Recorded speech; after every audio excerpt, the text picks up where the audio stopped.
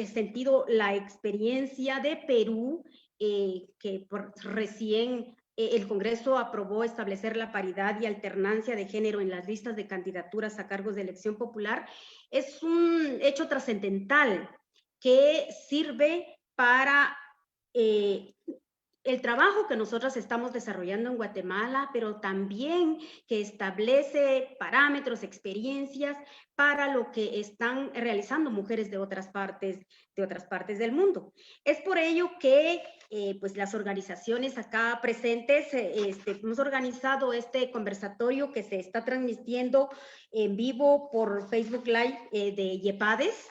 Entendemos también que está en Facebook de la organización Flora Tistán, y esperamos que entonces a partir de la presencia con nosotros de una invitada muy especial, la señora Diana Miloslavich Tupac, que es coordinadora del programa de participación política del Centro de la Mujer Peruana Flora Tristán, y que es vocera de la campaña Somos la Mitad, Queremos Mitad Sin Acoso.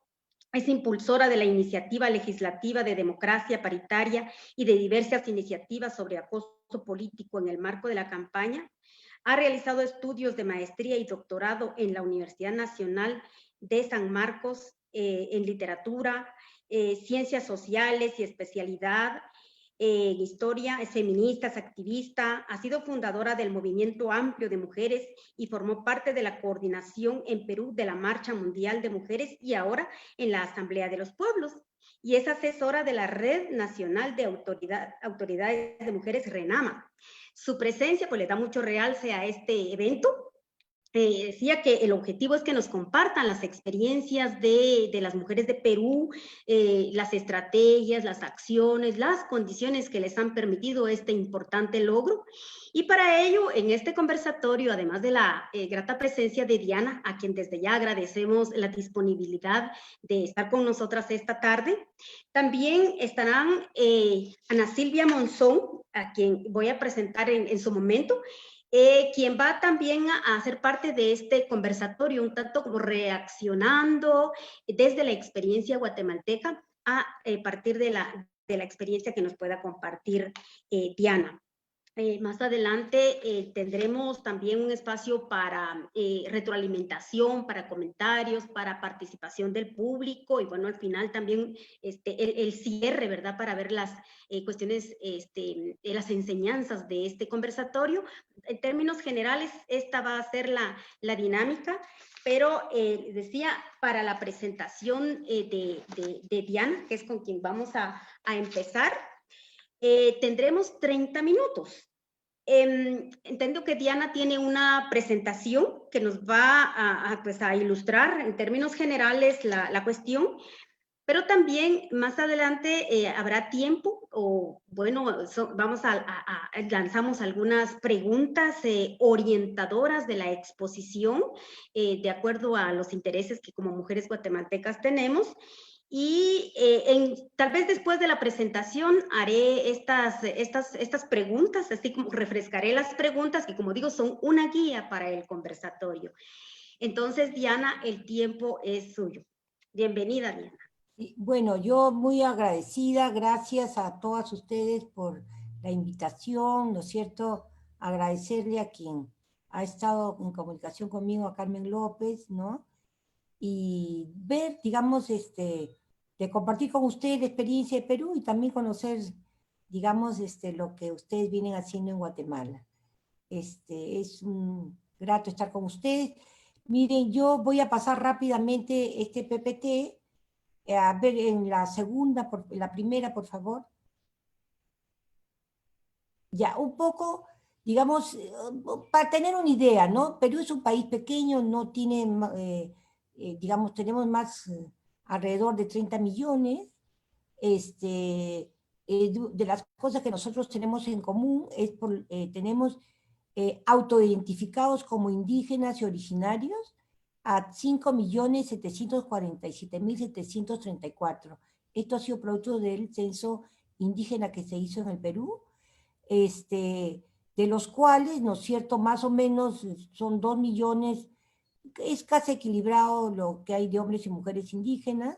También, digamos, está lo de el censo alcanzó una cifra de 828,000, casi 900,000 personas que se identificaron como el pueblo afroperuano, ¿no es cierto?, en los cuales también las cifras van por ahí parecidas entre hombres y mujeres, ¿no? Esto me parece importante porque somos países, digamos, donde tenemos altos porcentajes de pueblos originarios o pueblos indígenas, como lo queramos llamar. La siguiente es una de las cosas que también nos ha servido mucho en la campaña de la paridad, es esta pirámide que nosotros hemos ido dialogando mucho con diversos sectores de la población, y este es el sistema político peruano. El total, ¿no es cierto?, elegimos nosotros a 3.044 autoridades, ya sea en lo que son elecciones al Congreso, presidenciales, a los gobiernos locales, regionales. Eso es lo que se elige, pero digamos de este total, que es el sistema electoral, el 26% somos mujeres, pero las mujeres estamos abajo. Somos fundamentalmente regidoras, lo que serían regidoras municipales, digamos, distritales y provinciales. Ahí es donde estamos las mujeres, en un 26%. Y cuando uno va subiendo la pirámide de poder hacia arriba, vamos disminuyendo, ¿no? En el caso hoy, por ejemplo, no tenemos ninguna gobernadora regional. Nosotros tenemos 25 regiones o gobernaciones, no tenemos ninguna mujer ahora. Las vicegobernadoras son poquísimas, son 6 de 25. En el Congreso tenemos ahorita 39 mujeres de 130, 7 ministras de 19, y en fin, y las alcaldesas también son pocas, es un déficit en las alcaldías, no solamente en general, en Centroamérica y en América Latina. La siguiente, por favor. Lo mismo de la pirámide está traducido ahí. Miren las últimas elecciones en Perú, digamos cómo las gobernadoras, digamos, alguna vez ha habido 4% porque hubo en una anterior elección en las alcaldesas provinciales y distritales hemos sido, pero con bajísimos, 1%, 4, 3, 4, en fin. Consejeras regionales, que es una forma es un consejo regional que hay a partir del proceso de descentralización en el Perú que se abrió en el 2004, y las regidoras provinciales y distritales es donde prácticamente donde está las mujeres, ¿no? Y por eso también los casos iniciales de acoso político están ahí, ¿no es cierto? Porque de todas maneras el 30% de la representación en un consejo local, de todas maneras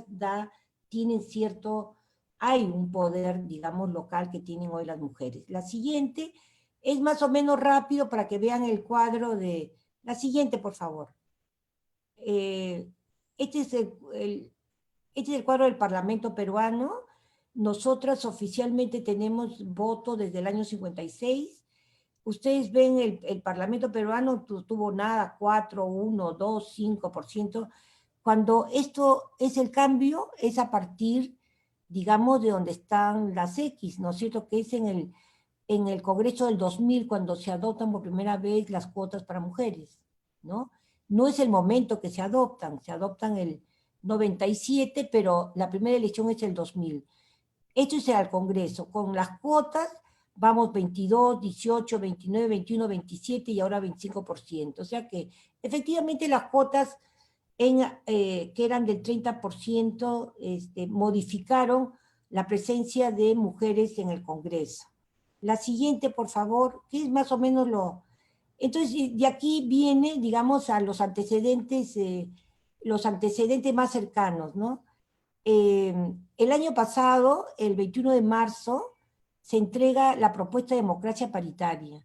Esto es bien importante porque esta propuesta de ley, que es la 4386, que se hace con la campaña Somos la Mitad, Queremos Paridad, y con las congresistas Marisa Glave y las congresistas de la bancada de Nuevo Perú, que eran el sector que es la izquierda en el Perú en ese momento, define, ¿no es cierto?, los principios de la democracia paritaria, que eran igualdad sustantiva, la paridad y el reconocimiento del trabajo de cuidado, ¿no es cierto? Reconoce ahí que hay que necesitar enfoques de género, interculturalidad, de derechos humanos, interseccionalidad, y en el artículo 6 propone la paridad en el Consejo de Ministros, en el Poder Ejecutivo, en el Tribunal Constitucional. Es decir, digamos, este antecedente es, digamos, muy a semejanza de la iniciativa que habían logrado las mexicanas ese mismo año. Y digamos, a partir de esta propuesta es de que se consigue el año pasado la paridad progresiva para el Congreso, ¿no? Que en ese momento es todo lo que se consigue, pero que luego, digamos, se transforma. Entonces, la siguiente, hay ese antecedente. La siguiente, por favor. Esta es, no te ha pasado, amigo, una. Ya. Esta es la ley 31030, la que se acaba de promulgar.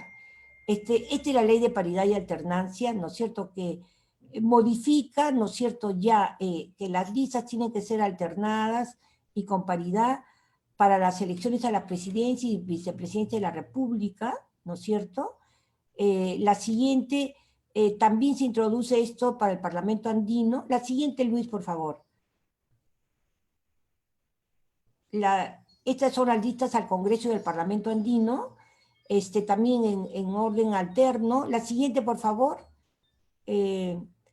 Esta es para las elecciones regionales. Esta es donde nosotros decimos que es en la única donde sí hay una paridad horizontal, ¿no es cierto? Porque nosotras, en la siguiente, por favor, peleamos, la propuesta lo tenía, que la ley modificara, ¿no es cierto?, no solamente que hubiera paridad y alternancia en las listas para los municipios o gobiernos locales, sino que lo que queríamos es que agarre lo que no agarraba la cuota, que era las alcaldesas, ¿no es cierto? No las agarra tampoco en Guatemala, ni las agarra en muchos lugares de América Latina. Y entonces hay una fórmula, ¿no es cierto?, que era la paridad horizontal, donde, digamos, en aquellos lugares, digamos, que no solamente haya cuotas o paridad y alternancia en las listas al Consejo, sino, digamos, que garanticemos que en determinados lugares los partidos lleven como cabeza de lista a las alcaldías y municipios a mujeres. Entonces, aquí hay una fórmula, ¿no es cierto?, sobre la paridad horizontal, y decirles de que esto no fue posible en este Congreso. El argumento de todos los sectores de derecha y de izquierda es de que no hay suficientes mujeres para tantos municipios y alcaldías, y entonces solamente se consigue la paridad y alternancia para el Consejo Local. Es decir, que el tema de las alcaldesas en América Latina no va como camino de solución en muchos países como el nuestro. La siguiente, por favor, Luis, esto es, ya, entonces esto es parte de, ustedes miren las organizaciones abajo, nosotros teníamos una agenda legislativa desde del 2020-2021, pues estamos en un congreso que solamente tenía vigencia 1 año y medio, porque recuerden de que nosotros, el presidente de la República cerró el Congreso y entonces hubieron nuevas elecciones y se eligió un nuevo Congreso que completara, digamos, el tiempo del Congreso anterior. Y entonces nosotros tenemos la agenda legislativa feminista hace varios años, y entonces nos reunimos y decidimos qué cosa vamos a hacer con este Congreso.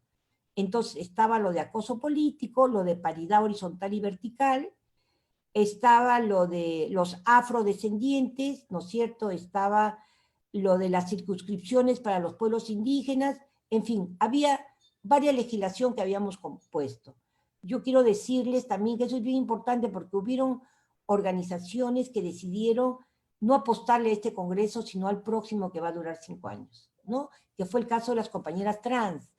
En este periodo legislativo, en realidad, digamos, está la agenda, pero quienes han peleado por sacar alguna norma han sido las feministas con la paridad y alternancia y las trabajadoras del hogar, ¿no es cierto?, con la nueva ley que equipara al convenio 189 de OIT. Y ellas han hecho un trabajo excelente que duró semanas de semanas, y en el Pleno Mujer se aprobó la ley de trabajadoras del hogar. O sea que en realidad nosotros tenemos 2 victorias, no es solamente la de paridad y alternancia, sino después de tantos años haber conseguido las trabajadoras del hogar una ley, digamos, que le reconoce derechos fundamentales, hay una obligatoriedad ahora de que tengan contrato, tienen vacaciones completas, tienen seguridad social, y lo más importante es de que el Ministerio de Trabajo puede entrar a los domicilios, ¿no? Eso era una cosa difícil, digamos, pueden entrar a los domicilios para verificar en qué condiciones están trabajando. En fin, eso les quiero decir. La siguiente, para ir terminando esta parte, esto ya se los puse adelante, que es la autoidentificación indígena, ¿no es cierto? Que como, digamos, como, digamos, en esta que yo decía al comienzo de 22% se autopercibe como quechua, el 4% como nativos o indígenas de la Amazonía, los aymaras el 2.4%, ¿no es cierto? Los afroperuanos 1.6%. Esto es bien importante porque por primera vez se hizo, digamos, un censo, ¿no es cierto? Y está sobre la base de la percepción, ¿no es cierto? Cómo cada quien se autoidentifica. La siguiente, con esos dos cierro, para pelear el financiamiento para las mujeres, porque decíamos que no es suficiente la paridad sin recursos públicos. Nosotros hicimos también un pequeño estudio, porque hoy es otra de las cosas que hemos aprendido. Todo tiene que ir con estudios y evidencias. Por ejemplo, en la región Cajamarca, en las últimas elecciones vemos de que del financiamiento privado, no sé, no es el público, sino el privado, el 99% de lo que entró se lo llevaron los candidatos hombres, y las mujeres solamente el 0.64. Es decir, ellos se llevaron 3.400.000 soles y ellas 22.000, ¿no? Esto lo hicimos en 8 regiones. Y la última, para que vean, por favor, con esto termino esta parte, y acá también, digamos, las mujeres gastaron 0.7% en la campaña y ellos se llevaron el 99%, o sea, 2 millones. Entonces, la disparidad, digamos, de cómo se usan los recursos públicos dentro, esto es lo de los recursos privados. Y también hay otra evidencia que recogimos ya de la Oficina Nacional de Procesos Electorales, de cómo los fondos públicos, porque en el Perú los partidos reciben fondos públicos, tampoco le dan recursos económicos para las mujeres, ni para las campañas, ni para investigación, ni para sus eventos. Entonces ahora estamos peleando, ahorita, digamos, ayer, ¿no es cierto?, porque haya recursos y franja electoral con criterios de paridad para hombres y mujeres en los partidos políticos, porque ahí nos hemos dado cuenta que ese es un tema central. Entonces, esto era así como, un poco como para decirles, digamos, las dos leyes que nos han antecedido y el tema también de los recursos públicos que nos parece importante. Entonces, con eso concluyo el PPT, un poco para que tengan idea cómo estamos en el Perú. Y entonces ahí sí espero que María del Rosario ya me diga ya las cosas más en los minutos que me quedan. Les contesto ya lo de las estrategias, como quieran. Muchas gracias, Diana, por excelente presentación. Sí, decíamos que teníamos algunas preguntas, algunas cuestiones ya las has abordado, pero si hay algunas cuestiones relevantes, pues quisiéramos que nos la transmitieras. Y es, primero, ¿cuál ha sido el punto de partida? Es decir, ¿qué aspectos del contexto histórico incidieron en la aprobación de la paridad y alternancia de género? Ya algunos antecedentes han sido mencionados, pues la participación de las mujeres. Luego, sobre el proceso, que actoras y actores importantes hicieron posible obtener el resultado favorable, que personas, instituciones, alianzas, articulaciones lograron para lograrlo. La otra cuestión sería, ¿cuáles fueron los principales factores que incidieron a favor y en contra? Y finalmente, ¿qué estrategias y acciones fueron clave para obtener el resultado deseado?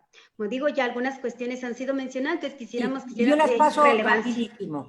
Yo les digo sobre la pregunta de qué aspectos del contexto histórico. Bueno, estamos al puerto del Bicentenario y la subrepresentación de mujeres en la política, como lo han visto en la lo que les he presentado era muy alto, ¿no es cierto? Otro de los factores que es importante para mí es lo que les mencionaba hace un momento, ¿no? Que sí influyó el consenso de Quito en la reunión de CEPAL del 2007, ¿no es cierto? Que, digamos, por lo menos a un conjunto de feministas que veníamos trabajando la reforma política nos llamó la atención lo de acoso político y definitivamente lo que se estaba planteando en CEPAL. Otra de lo que influyó bastante también fue la CEDAW, ¿no es cierto? CEDAW, como lo quieran decir, porque en los informes sombra que se había hecho Perú, había uno que especialmente recomienda al Estado peruano que continúen los esfuerzos por empoderar a la mujer en todos los ámbitos y combatir los roles tradicionales adjudicados al hombre y a la mujer. Dice, exhorta al Estado parte a que considere la posibilidad de adoptar medidas legislativas contra el acoso político, por ejemplo, una ley en la materia. Entonces eso también nos ayudó porque, digamos, ya no solamente era la paridad, sino la lucha ha ido casi en paralelo con el acoso político. Luego, como se lo expliqué, digamos, en el PPT, teníamos la paridad progresiva que habíamos logrado el año pasado, y entonces esta nueva propuesta, digamos, entra como en un nuevo congreso, donde las primeras semanas ya había 7 propuestas legislativas, varias relacionadas con el Congreso. Nadie estaba de acuerdo con la progresividad, ¿no es cierto? Entonces, casi toda la legislación que entró era que se aprobara de una vez paridad y alternancia al Congreso. Y luego va ampliándose a lo que hemos visto en la ley, al Parlamento andino, a la plancha presidencial, se van ampliando, ¿no? Entonces, esto es bien importante. Nosotras, el Frente Amplio que está hoy en el Congreso, que sería el sector de izquierda, lo amplía al Consejo Local. Eh, pero nosotras nos quedamos pendiente de que había que pelearnos por lo de alcaldesas y por lo de los consejos regionales. Y entonces hicimos una propuesta final, es la última que entra, con el Partido Morado, que no es necesariamente un partido de izquierda, sino un partido de centro, y que con el cual, digamos, podemos presentar una ley que completa, ¿no es cierto?, lo que nosotros le hemos llamado la paridad horizontal, y que nos produce una alianza con quien preside la Comisión de la Mujer del Congreso, que era del Partido Morado, Carolina Lizárraga. Y entonces luego, digamos, hemos tenido un dictamen de la Comisión de Constitución y otro de la Comisión de la Mujer. Eso también nos favoreció, digamos, el ir en ese momento digamos, en alianza con quien presidía la Comisión de la Mujer en ese momento, y con un partido que sumaba a las propuestas que ya habían hecho partidos, incluyendo el Frente Amplio. Otra cosa que me parece importante, también digamos que en el asunto de la histórico, nosotros estamos por celebrar el Bicentenario, entonces hay muchas acciones y cosas, las mujeres al Bicentenario. ¿Cuál mujer es al Bicentenario si, digamos, tienen una deuda? Hay una deuda histórica con el tema de la participación política, hay otras con las mujeres indígenas, también con las víctimas del conflicto de la violencia política, ¿no? Hay muchas deudas históricas con las mujeres, pero aprovechando, digamos, esta ola de camino al Bicentenario, se ha visibilizado bastante a las mujeres del siglo XIX, sobre todo, más que del XX, y ahí también, digamos, una de las deudas que hemos ido colocando es los derechos de las mujeres, ¿no? En la otra pregunta dice, ¿qué actoras? Entonces, bueno, ya nombré a las congresistas, ¿no es cierto? Esta del nuevo Frente Amplio, del Nuevo Perú, la presidenta del Congreso, los votos que hemos tenido, pero yo también quiero decirles que ha sido importante la nueva generación de jóvenes feministas, ¿no? O sea, en el Perú, como en varias partes de América Latina, tenemos varias generaciones en movimiento, como decimos, ¿no? Y creemos que las nuevas generaciones, al impacto de la movilización del Ni Una Menos, del Déjala Decidir, en fin, es toda una nueva generación con la cual también todas han estado, digamos, de alguna manera, también sosteniendo las campañas de paridad y acoso político. También hemos tenido apoyo del Poder Ejecutivo, o sea, digamos, la Presidencia de la República, el tema de la reforma política ha sido central desde que cerraron el Congreso, y entonces el discurso presidencial también asumió lo de paridad y alternancia, y eso también, hay que decirlo, también nos ha ayudado, ¿no es cierto?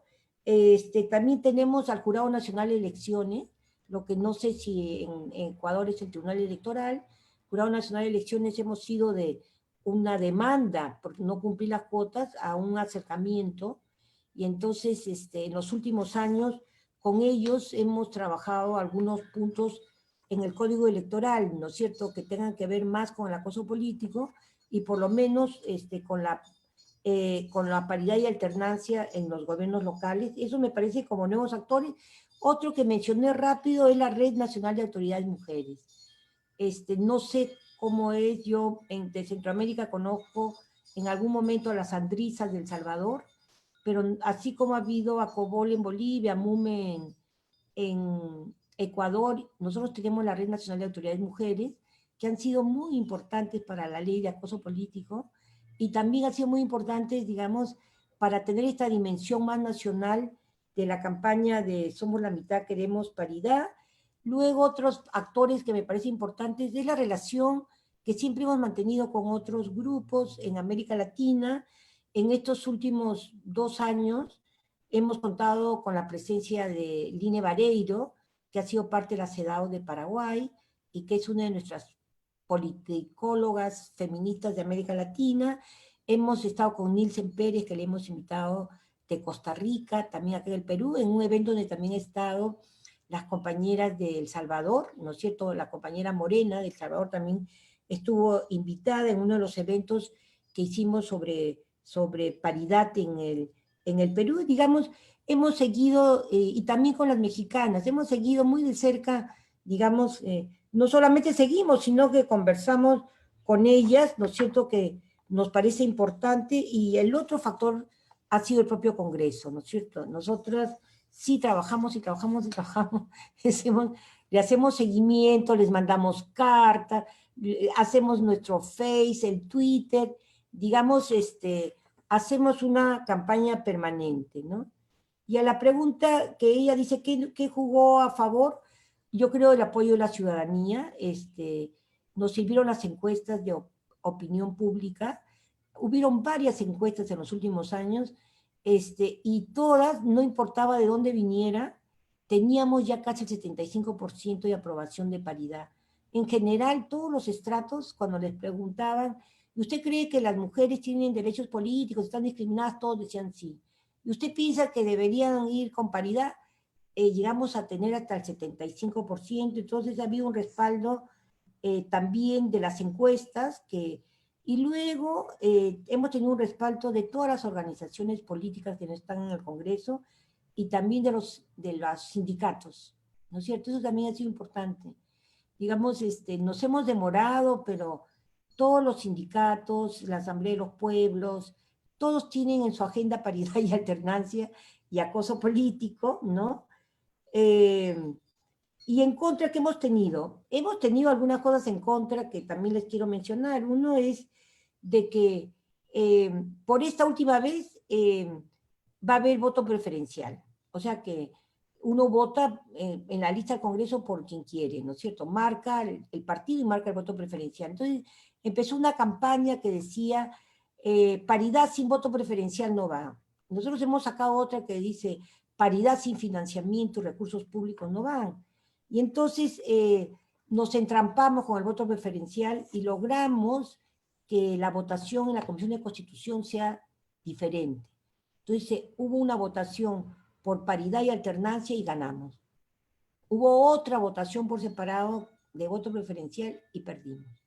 Entonces yo creo que separar esas dos votaciones que estaban jugándonos en contra fue importante. Luego, lo que sí consideramos que lo que jugó en contra es esta idea que sigue habiendo de que no iba a haber candidatas a alcaldesas en todo el país. Seguimos en deuda con las alcaldesas. No estamos en deuda con los grupos indígenas porque ellos tomaron la decisión, digamos, de no presentar la propuesta que habían presentado anteriormente. Ellos están yendo con una propuesta de cupos parecido a lo de Colombia, Entonces, no la presentaron en este congreso. Nosotros sabemos que probablemente con el próximo congreso, que va a durar 5 años, queda por resolverse la representación afroperuana, ¿no? Eso que nos parece importante. Acá tenían lo de Vox Populi, Ipsos, IEP, y en uno hemos llegado a tener hasta el 79% de apoyo de las mujeres. Y por último, decirles que otra cosa que también nos ha favorecido en este proceso ha sido estudios de historia. En los últimos 2 años se ha documentado más un poco la memoria feminista y la historia de las mujeres, y entonces ha habido una comentación sobre las cartas de Sor Aurora Cáceres, que fue una sufragista del 30, había un estudio sobre los archivos de Odría, y entonces ya no hay esta idea que nos habían regalado el voto en el 40, hay una nueva investigación también sobre que hubo elecciones alcaldesas en el 40, y eso no estaba documentado debidamente. Y por último, lo importante de las redes sociales, ¿no? O sea, a nosotros nos parece que todo eso que ha sido el Internet, el Twitter, el YouTube, todo esto que las jóvenes manejan tan bien, también nos han ayudado fundamentalmente. Bueno, yo hasta ahí creo que he contestado una de las preguntas de María del Rosario, y ahí ya me quedo. No sé si, ella me dijo 3 minutos, yo creo que ahí completo. Muchas gracias, Diana. De todas maneras, vamos a tener ahí otros espacios para retroalimentar lo que haya quedado pendiente. Les recordamos que el evento está siendo transmitido por Facebook Live de YEPADES y de la organización Flora Tuitán. También que pueden hacer sus preguntas por Facebook, y en algún momento después de las siguientes intervenciones vamos a poder tener ese espacio para que se las responda. Una cosita nomás, María del Rosario, una cosa que me olvidé de decir, que a mí me parece central. Ya, siguiendo a Rita Segato, que es así como nuestra nueva referencia importante en la academia, esta antropóloga argentina, una de las cosas que ella dice es de que nosotros avanzamos cuando hay temas que se hacen en sentido común. Entonces, para ella un sentido común es el mandato de la masculinidad, digamos, como ella, de alguna manera, nos ha hecho entender a todas y a todos de que las violaciones no tienen nada que ver con el deseo, sino con el mandato de la masculinidad. Entonces, ella dice que hay que colocar palabras, y yo creo que una de las palabras que nosotros logramos colocar es la palabra paridad. Entonces, hoy las jóvenes dicen paridad, pero no solamente en la reforma política, paridad en la educación, paridad en las mesas de arte. O sea, ahora quieren paridad en todo. Entonces, yo creo que se posicionó, como dice ahorita Segato, la paridad en el sentido común, digamos, de hombres y mujeres, y sobre todo de las jóvenes, de que si somos la mitad de la población, tenemos que ir en todos los espacios públicos, privados, culturales, sociales, económicos, de toda la naturaleza, paritariamente, ¿no? Y eso creo que es una de las cosas que esa conexión con la población, digamos, lograrla es importante. Yo creo que la palabra paridad ya ha venido para quedarse no solamente en el Perú, sino en América Latina. Muchas gracias. Bueno, ahora tendremos 15 minutos para que Ana Silvia Monzón nos haga los comentarios y el análisis comparativo de la experiencia que nos ha sido presentada y los aportes para las acciones de las mujeres en Guatemala. Ana Silvia Monzón, pues bueno, ampliamente conocida, es integrante de la organización Convergencia de Mujeres y también de la Alianza de Mujeres y Mujeres Indígenas.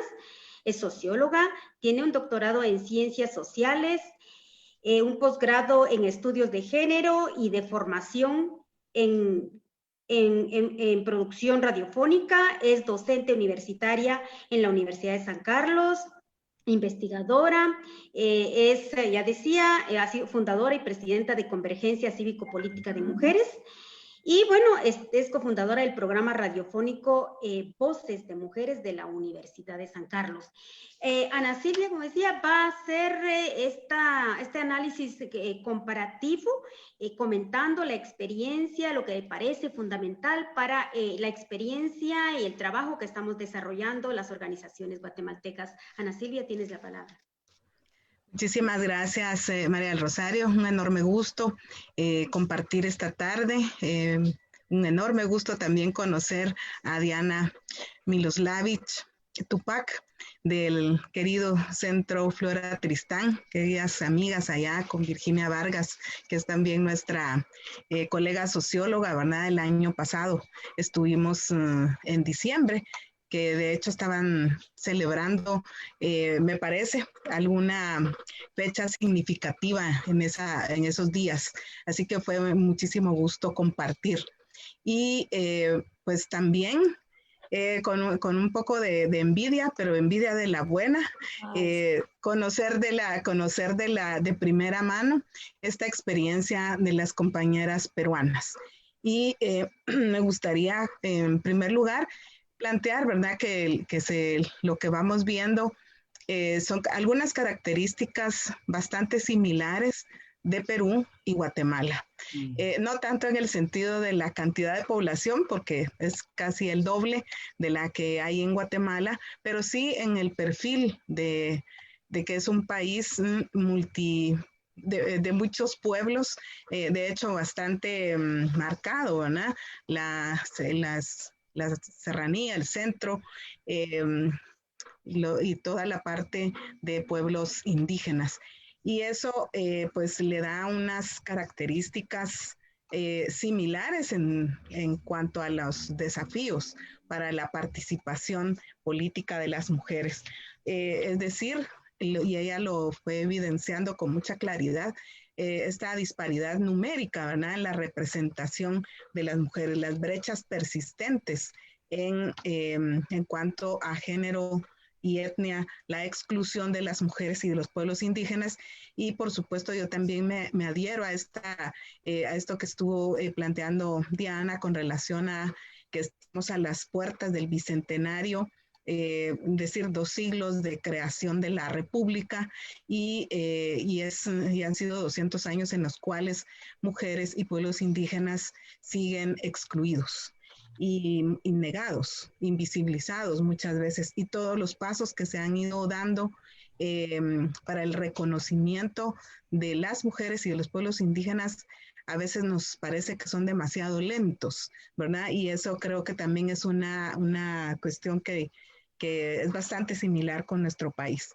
Y yo creo que también me gustaría destacar esta lucha de años y años, como nos lo narraba Diana, claro, en unos pocos minutos, pero tras eso ha habido años y años de lucha sistemática de las mujeres desde el momento en que se peleó, porque así ha tenido que ser el reconocimiento como ciudadanas, que en Guatemala fue en 1945 de manera parcial, porque solo se reconoció a las mujeres alfabetas, y hasta 20 años después se reconoció a las mujeres analfabetas o digamos el voto universal. En Perú no tengo ahorita el dato en la mente, pero más o menos en los años 30, 40, 50 fue cuando se logró ese reconocimiento del voto para las mujeres. Y luego también una experiencia bastante similar entre Perú y Guatemala es el conflicto armado interno, ¿verdad? En Perú también es una sociedad, podríamos decir, de posguerra, una sociedad que sufrió muchísimo, digamos, todavía están en la memoria y seguramente en la cotidianidad de miles y miles de familias en Perú, lo que significó esos años de masacres, de una violencia, quería decir sin sentido, pero toda violencia es sin sentido, que implicó muchísimos retrocesos, muchísimas vidas y sobre todo también a muchísimas mujeres, ¿verdad?, que eran lideresas a nivel popular, y ellas fueron particularmente afectadas por esta situación. Y no digamos las madres que perdieron a sus hijas e hijos en todo ese periodo. Es decir, que son marcas históricas que también nos hacen ver que tenemos perfiles históricos similares. son cuestiones que me parece muy interesantes de esta experiencia que Diana nos está compartiendo. Luego ya en la parte que ellas han seguido, ¿verdad? Esta ruta político-metodológica, a mí me parece muy interesante cómo esta vinculación, que creo que ya últimamente se ha venido haciendo también en Guatemala, pero ustedes ya lo lograron con muchísima más fuerza, que es vincular la participación con la obligación del Estado de brindarle recursos económicos a las mujeres.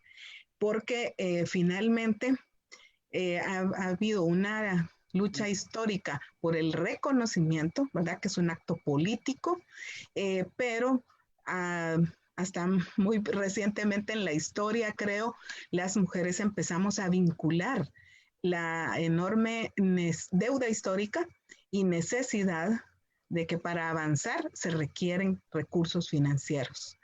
Como a las mujeres se nos ha socializado en esta idea de que el dinero, le tenemos una aversión al dinero, ¿verdad? Así nos han socializado, así lo estudió Clara Coria en algún momento, ¿verdad? Del sexo oculto del dinero.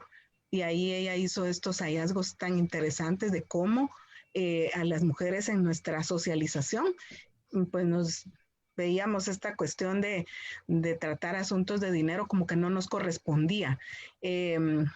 Y por eso también es bastante reciente, tal vez unos 30 años para acá, y sobre todo en las últimas 2 décadas, que se ha posicionado con tanta fuerza el reconocer, pero ya no solo reconocer, sino también que debe ser contabilizado el trabajo de las mujeres, ese trabajo que se hace cotidianamente en los hogares, porque sin ese trabajo ningún sistema funcionaría, ninguno. Y eso es lo que las economistas feministas han venido colocando con mucha fuerza. Y de esa manera ya no nos pueden salir con el argumento de que las mujeres no aportamos y que entonces no merecemos que haya una inversión financiera del Estado para nuestra participación política. Y eso creo que es un hallazgo súper importante, que te agradecemos muchísimo colocárnoslo así con esa contundencia. Y también, ¿verdad? Es un ejemplo a seguir en lo que tendríamos que profundizar aquí en nuestro país.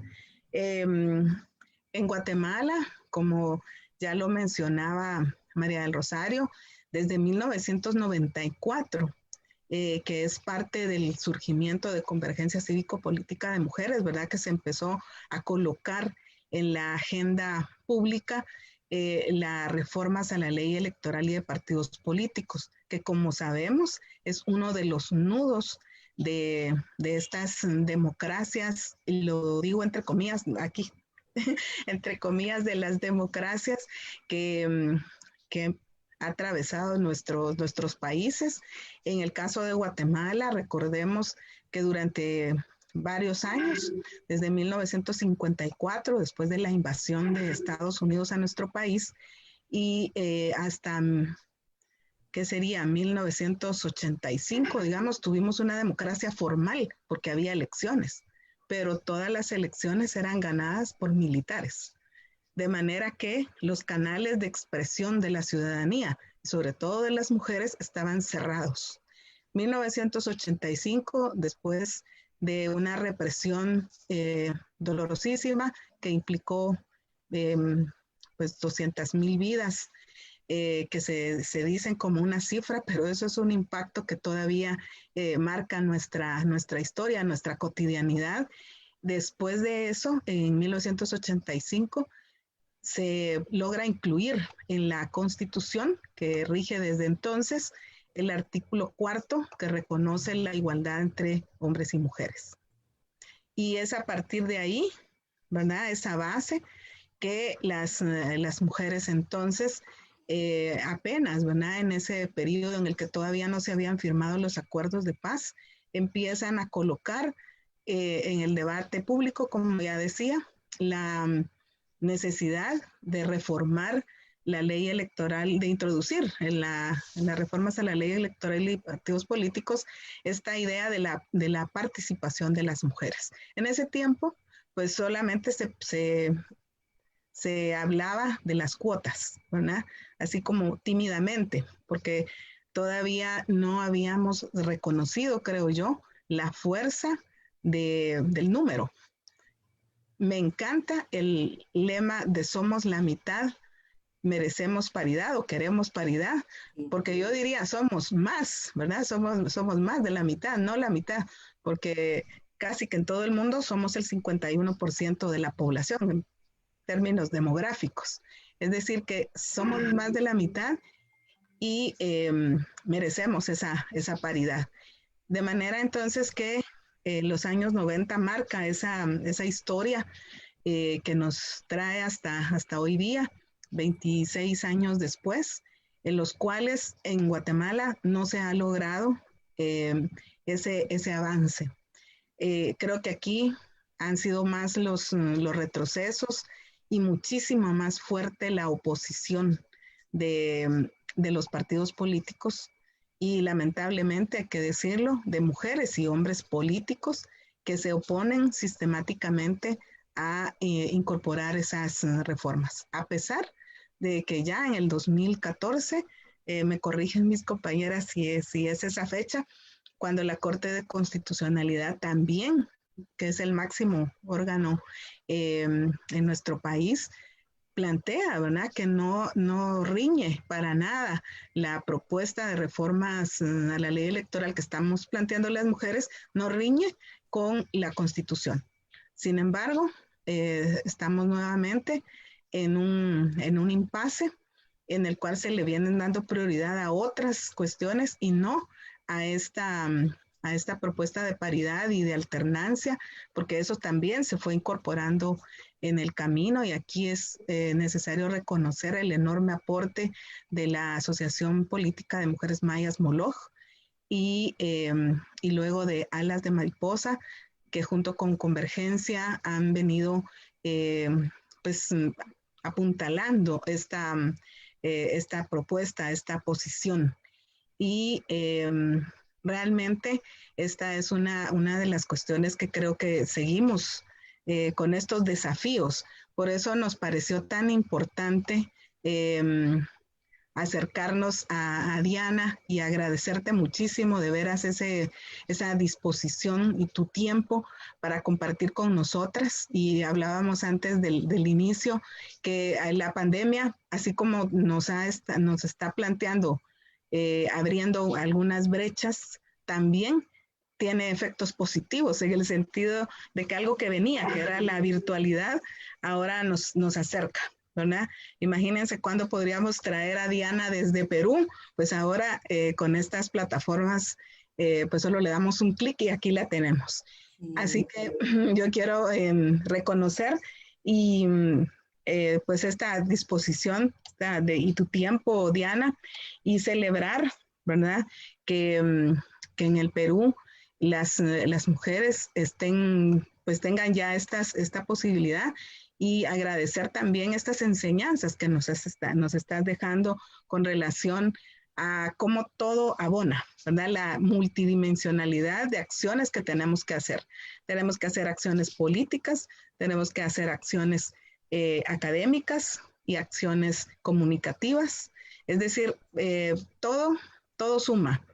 Y la cuestión es encontrar ese punto en el cual podamos crear ese sentido común que dices tú. Es decir, cómo colocar esta idea de la paridad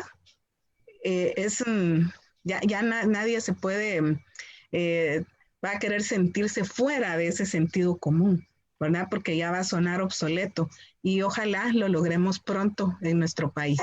Muchas gracias por su lucha y por ese ejemplo que nos dan Diana y compañeras de Flora Tristán.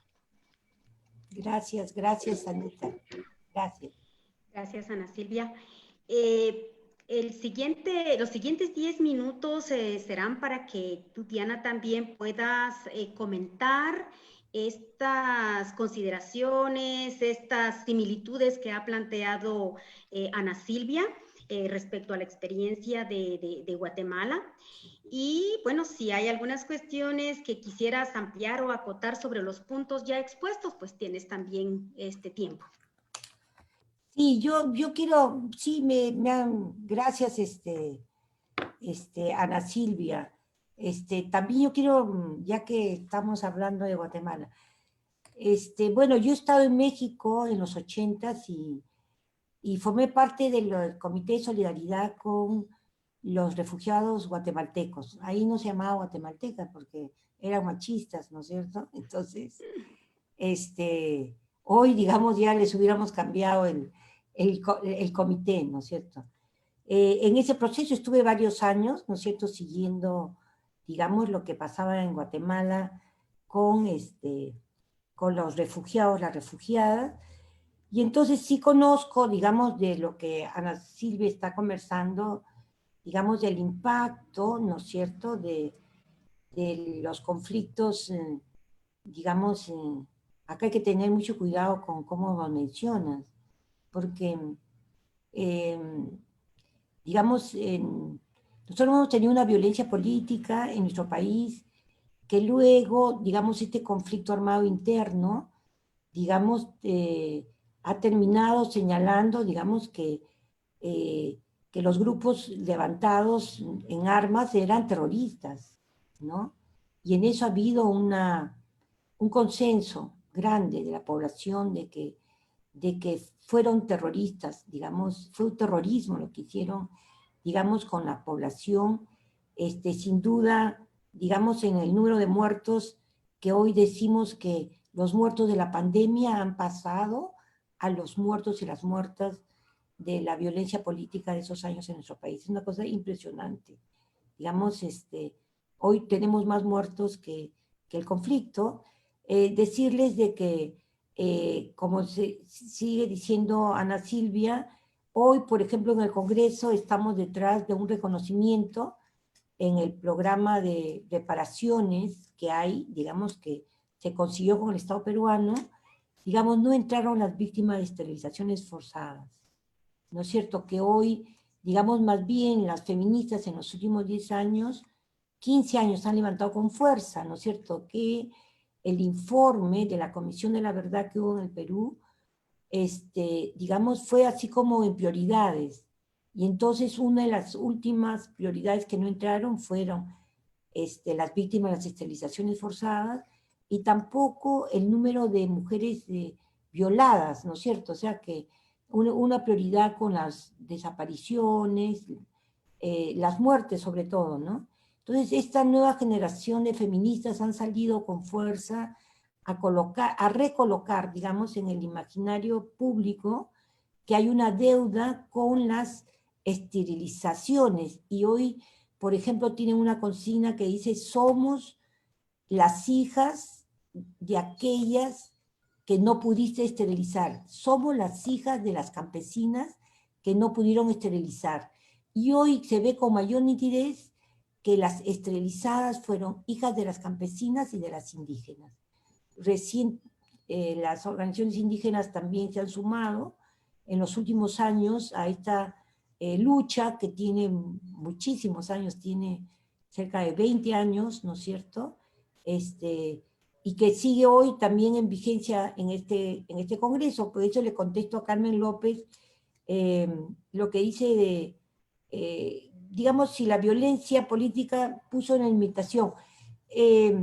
Hay pocos estudios. Unos, por ejemplo, en el Perú, en el Perú siguieron habiendo elecciones en medio de la violencia de esos años, y lo que sí hubo fue una mayor presencia de mujeres alcaldesas.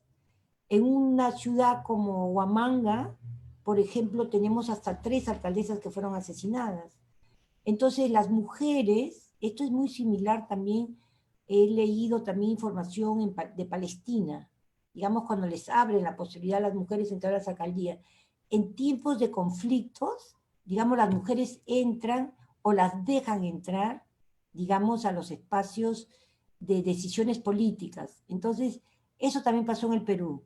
No está muy estudiado, pero sí entraron, ¿no es cierto? Tenemos, digamos, el caso también de Marilena Moyano, esta mujer afroperuana, que era teniente alcaldesa de Villa El Salvador cuando es asesinada por Sendero Luminoso, el año 92. Entonces, digamos, era una líder que estaba en un gobierno local. Eso para contestar a Carmen, ¿no? Cómo la nueva normativa, dice María Marta, favorece o garantiza la participación política de las mujeres indígenas y afrodescendientes. Mira, la nueva normativa las favorece en general, ¿no es cierto? Sobre todo la representación indígena hasta el momento, digamos, como cuota indígena, porque hay cuota indígena, está para los consejos regionales. Y está también, eso está determinado. Nosotros teníamos cuota indígena, cuota joven y cuota de género, ¿no?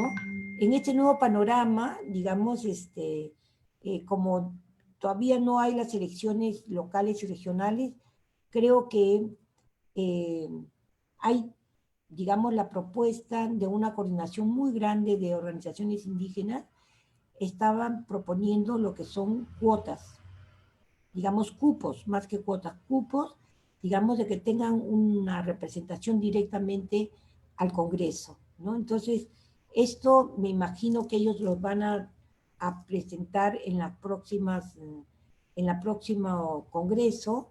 Y sobre el tema de afrodescendientes, ellos siguen el debate, no hay una propuesta de parte de ellos o de ellas. Nosotros pensamos de que debería haber una representación afroperuana en los distritos donde ellos son mayoría. Digamos, porque la población está ubicada geográficamente en determinados territorios. Entonces pensamos que en los territorios donde haya mayoría de afroperuanos y afroperuanas, la representación de ellos debería ser, digamos, debería ser mayoritaria en los consejos locales, en las decisiones administrativas. Bueno, esa es una propuesta desde la campaña Somos la Mitad, Queremos Paridad, desde los feminismos. Entonces, ustedes saben que ahora todas las organizaciones, todas somos muy respetuosos de la autonomía e independencia de los movimientos sociales y de las organizaciones y de cómo se tejen también las articulaciones. Entonces nosotros estamos siempre a la expectativa de apoyar, igual estamos también para apoyar toda aquella propuesta que hay de la comunidad LGTBIQ. Ellos tienen una ley de, no solamente de matrimonio igualitario, también tienen una pelea por el reconocimiento de su identidad, la población trans. En eso esperamos que haya cambios en este proceso, y también estamos por el reconocimiento de los matrimonios igualitarios que ha habido fuera del país, sobre todo que ha habido en México o que ha habido en Canadá. Entonces hay una pelea porque el Jurado Nacional, la RENIEC, el Registro Nacional Electoral, ¿no es cierto?, reconozca también los matrimonios igualitarios que se han llevado a cabo en otros países, ¿no? Entonces, yo digo de que no, yo creo que lo interesante de estas estrategias es de que uno de los temas centrales hoy es la lucha por un nuevo sistema sanitario de salud, sin duda, eso es lo central, digamos, salir con un sistema de salud accesible y universal para todos y todas en este país, que incluyan a todos, población indígena, población peruana, comunidad LGTBIQ. Eso yo creo es un tema central, pero también lo que hemos aprendido es de que como que las decisiones van como tomándose en paralelo, porque el Congreso ha seguido funcionando y ha seguido hasta anoche, como les comentaba al comienzo, anoche se estaba debatiendo lo de financiamiento público. Habían entrado 3 artículos de los que nosotros habíamos propuesto con varias alianzas que hay, digamos, en el Congreso, en la Comisión de Constitución, y el debate quedó parado, ¿no? Nosotros, el financiamiento, claro, no es solamente un tema que haya financiamiento para mujeres, sino también es cómo logramos que haya transparencia de los partidos políticos en el uso de los recursos públicos del Estado y de los privados.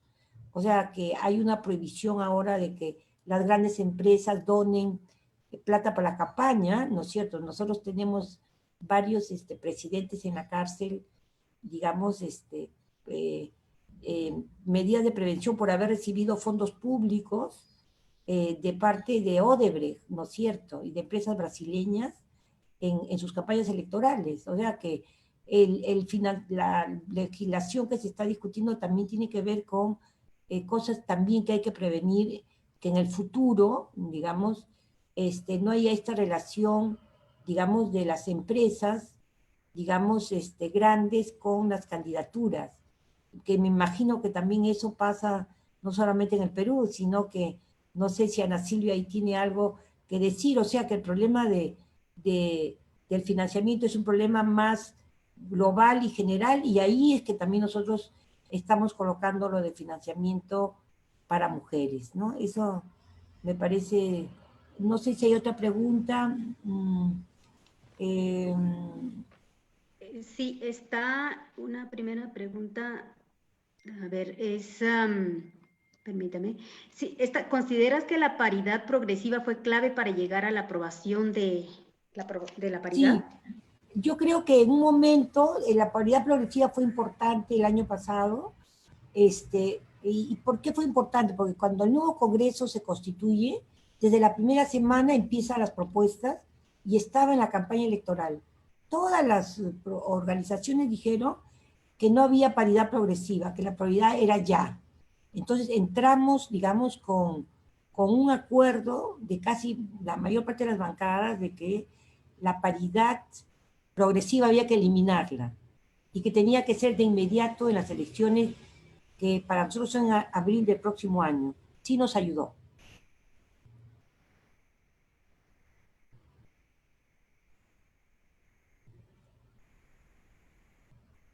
María, abre tu micro, María del Rosario. Gracias.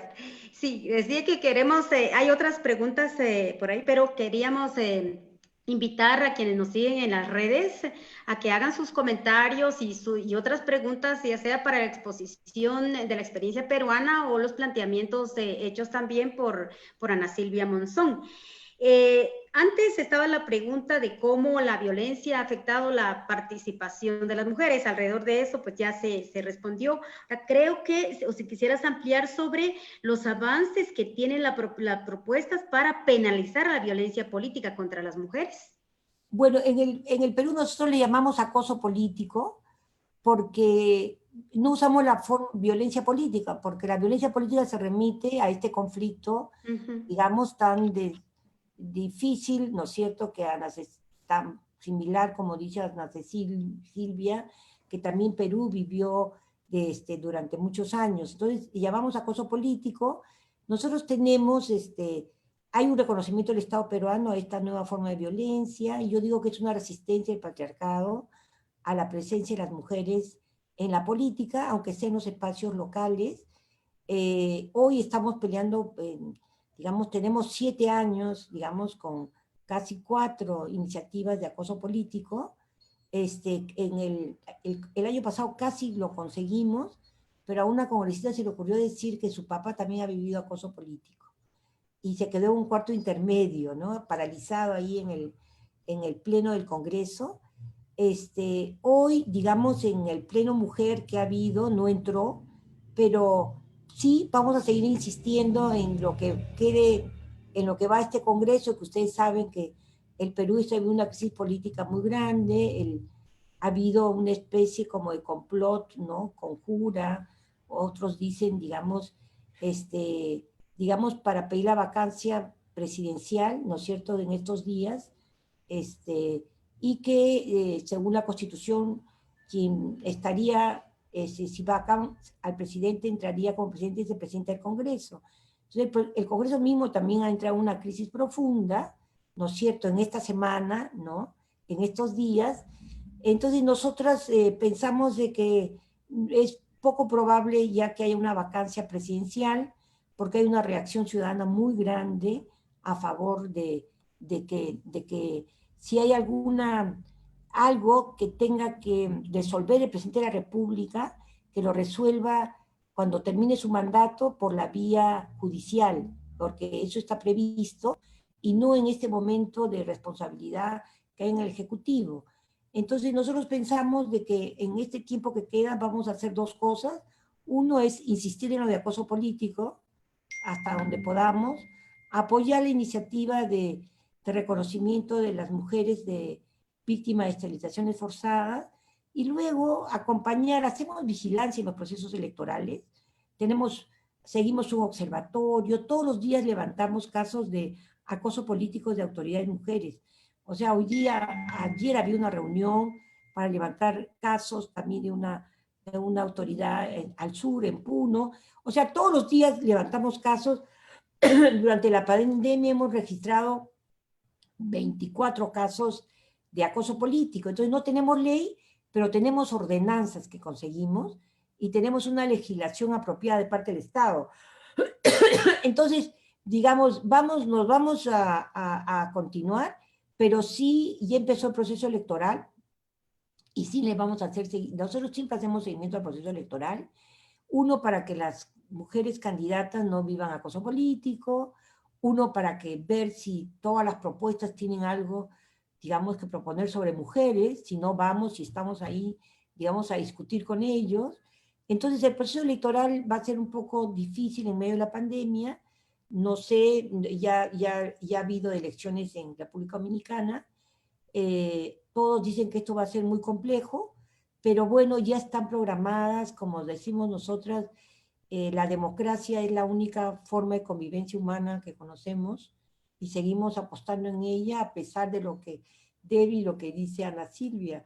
Sabemos que a 200 años del Bicentenario en nuestro país hay una deuda histórica con las poblaciones indígenas, con las afroperuanas, con la comunidad LGBTQ, con las mujeres, pero también hay una deuda histórica con las mujeres pobres en este país.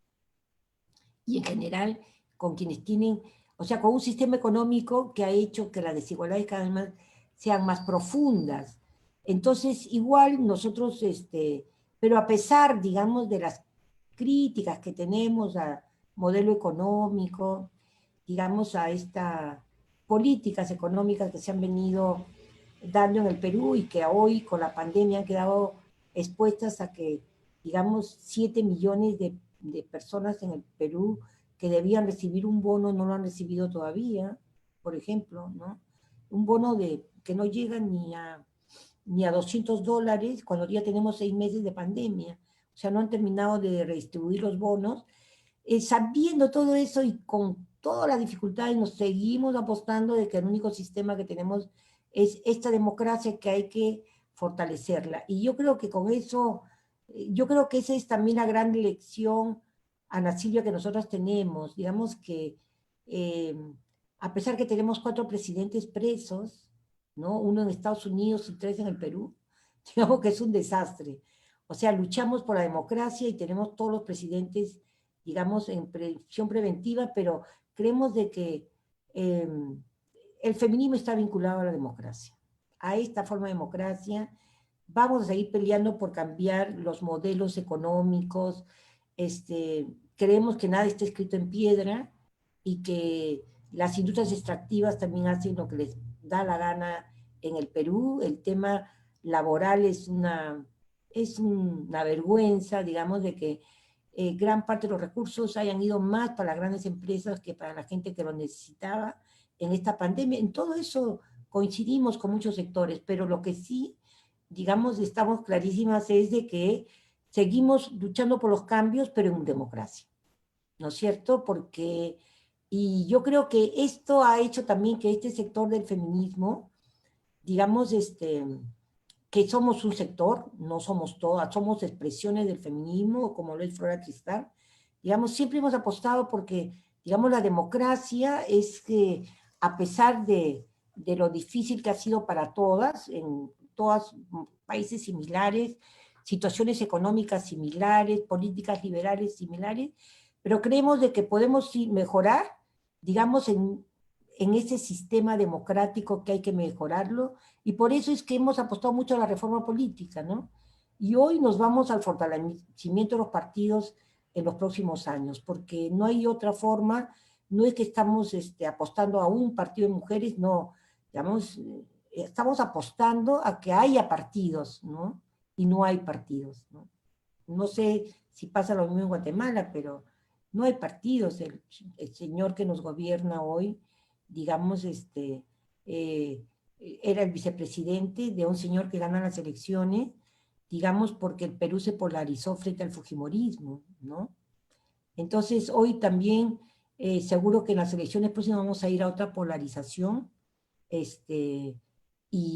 pero, digamos, en estas reglas de juego, digamos, de una democracia que hay que irla mejorando. Digamos, porque si no, no sabemos, digamos, en qué otras serían las condiciones, es lo que mucho discutimos con otros movimientos sociales, es de que yo creo que, digamos, en los próximos años, el debate sobre el modelo económico tiene que ser un tema central, ¿no es cierto? O sea, no es posible continuar con este modelo económico escrito en piedra que nos han introducido y las decisiones son sobre todo en función de esto. Yo creo que es el gran cambio los próximos años, es en lograr ¿no? salir de este corsé, ¿no es cierto?, donde nos han metido con políticas económicas que no nos benefician ni a las mujeres, ni a los pueblos indígenas, ni a la gente menos favorecida. Pero siempre pensamos que es en el marco de la democracia. Gracias, Diana. Quizás antes de darle la palabra a Ana Silvia para que también pueda expresar las semejanzas y reaccionar a las preguntas que están haciendo quienes nos siguen, te pediría que de manera breve pudieras también ampliar información, ampliar experiencia sobre cómo es el sistema electoral en Perú, las listas son bloqueadas o cerradas, son abiertas, y cómo se aplica la paridad y alternancia en el sistema electoral peruano. Y de una vez, la otra pregunta que es si las ordenanzas implican sanciones o llamadas de atención a los propios partidos políticos, ya que muchas veces ese acoso o violencia también es interna, se pregunta. Bueno, hay otro comentario, que todavía hay una ausencia de la participación de las mujeres líderes de la política en los partidos políticos. Entonces, estas dos preguntas para luego Sí. dejarle el espacio a Ana Silvia. Ya, mira, voy por la última, ¿no? Mira, nosotros hemos tratado que el debate sobre la reforma electoral política no sea ideológica ni jurídica, ¿no es cierto? Entonces, una de las cosas es de que el 45% de la militancia en lo que hay de partidos políticos son mujeres, pero eso no se expresa en las cúpulas, en las dirigencias, ¿no es cierto? Entonces, nosotros como tenemos un mapeo, le decimos, ¿dónde están las mujeres? En sus partidos, acá están. Que ustedes no les den importancia a ellas es otra cosa, digamos, pero están las mujeres así como decía María del Rosario en algún momento, o Ana Silvia, sobre el trabajo no remunerado de las mujeres, que está medido acá en el Perú también 22% del PBI, las que sostienen los partidos, estos pequeños partidos, que son las mujeres. Ahí están, son el 48% de la militancia, pero no están en los espacios de decisión. O sea que mujeres hay, ¿no es cierto? Y luego otro sobre lo de acoso. Las ordenanzas, digamos, disuaden, ¿no es cierto? Hay ordenanzas, ustedes saben que ni siquiera Bolivia ha podido penalizar ninguno de los casos, ellos tienen más años con lo de violencia y acoso político. Lo que nosotros hemos logrado con las ordenanzas, es disuadir. Entonces, como que bajar el acoso que haya determinadas personas, y nos hemos ido por el lado, como no tenemos ley, de lo que es difamación, por otros lados que el Código Penal nos los permitía por el momento, pero ya esperemos que tengamos ley y ahí sí van a quedar, digamos, hay dos posibilidades, como en Ecuador, que es una penalidad económica, y el otro ya, en la ley lo que nosotros pedimos es que se le saque del partido, ¿no es cierto? Que hay una sanción también, digamos, como no es de que hay una corriente que las cárceles, compañeras, ahora, pues imagínense en pandemia, me imagino que ha pasado en Guatemala, las cárceles están contagiadísimos de COVID. Nosotros hemos tenido un problema con el sistema carcelario porque las personas que eran víctimas de, las personas que han ido por casos vinculados a mujeres, violación, feminicidio, nosotros hemos tenido que pelear para que ellos no salgan, porque ha habido una apertura, digamos, para que el sistema penitenciario, para afrontar la pandemia, han salido muchos bajo un régimen especial que se ha creado. Entonces nosotros hemos dicho, ojo, bueno, quienes salen no van a sacar a estos señores que van a regresar a su casa y ahora sí la matan a la esposa porque los mandó a la cárcel, ¿no? Entonces, yo creo que también en eso ha habido que tener cuidado durante la pandemia por muchas cosas que se han ido decidiendo. Entonces, no es de que nosotros queremos que todos los que hacen acoso político vayan a la cárcel. No. Lo que queremos es que se disuadan y dejen de estar haciéndole bullying, acoso a las mujeres políticas, porque al final lo que ellos quieren es que las mujeres se aburran y se vayan. Por eso es de que en un estudio nuevo que nosotros tenemos, la permanencia de las mujeres en la política es de 5 años, no más. Las mujeres son autoridades y después ya no quieren volver a ser nunca más autoridad. Entonces, porque les va muy difícil, ¿no? Con el acoso, con la difamación, las acusan de todo, ¿no es cierto? Entonces, al final las cansan y logran su cometido. Entonces, es una manera del patriarcado también de lograr que ellas se vayan de la política. Por eso es que tenemos pocas que se quedan durante más años y van a la reelección. Entonces, eso también está estudiado. Lo otro es de que, ¿cómo se aplica? O sea, la alternancia, como me dice, bueno, ya no habría listas cerradas y bloqueadas. Ya no habría. Entonces, lo que habrían serían las listas se elaboran, bueno, para el caso de gobiernos locales, se elabora un hombre, una mujer, de acuerdo si empieza la mujer o el hombre, de manera alternada, ¿no es cierto? Y se bloquea hasta la mitad más uno, que es lo que entra, ¿no? Y en el caso del Congreso, digamos, digamos, esta elección va a ser totalmente diferente por la pandemia, porque iba a haber elecciones internas simultáneas, como hay en la Argentina, para todos los partidos políticos. O sea, el mismo día se eligen a todas las precandidaturas, a los candidatos, para elaborar las listas. Eso no se va a poder hacer, no se va a poder hacer en el Perú, es más o menos copiado del esquema argentino, y me parece también del uruguayo. Esto no se va a hacer. Entonces ahora se va a elegir la lista al Congreso, tiene que ir obligatoriamente de manera paritaria, alternada, ¿no es cierto? Son 130, ¿no es cierto? Y va un hombre, una mujer, un hombre, una mujer. Como va a haber voto preferencial porque no se ha eliminado, esto irá de manera distinta. Lo que sí nos ha sorprendido mucho es de que la plancha presidencial es paritaria. O sea que si el candidato es hombre, la vicepresidencia es mujer. O sea que eso ya no es que ellos van a poner otro hombre, como fue el caso hoy de Martín Vizcarra, el actual presidente, que fue el vicepresidente Kuczynski. O sea, ya no, y además hay una cosa que tiene la ley que a mí me encanta y no se han dado cuenta, y es de que la ley cambió la ley de partidos políticos y están obligados a que todas las elecciones internas de los partidos son con paridad. Ahora a veces me llaman y me dicen, Diana, ¿verdad que han modificado el artículo? Sí, le dije, está en la ley. Digo, las elecciones internas de los partidos van con paridad.